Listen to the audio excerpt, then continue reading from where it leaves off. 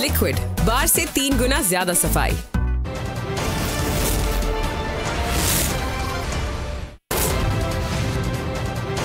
खबर शामिल करते हैं। साबिक वजीर दाखिला शेख रशीद ने ट्वीट किया है, कहा है कि मिसाके जमहूरियत की पैदावार मिसाके आमरीयत की गोद में बैठे हुए हैं। सरकारी छतली तरह जो पार्टी बनी है या अनकरीब बनेगी कभी कामयाब नहीं होगी।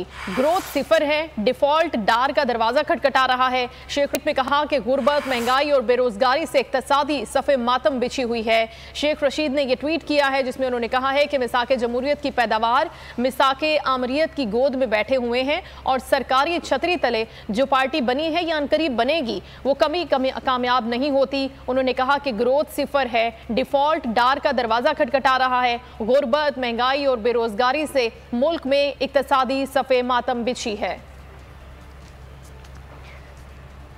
और बलोचिस्तान में सैलाब से मुतासरा इलाकों की बहाली, आलमी बैंक की जानिब से पाकिस्तान के लिए बड़ा रिलीफ। पाकिस्तान के लिए 21 करोड़ 30 लाख डॉलर फाइनेंसिंग की मंजूरी दे दी गई है।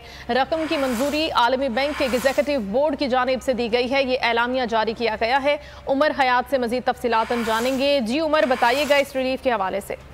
जी बिल्कुल।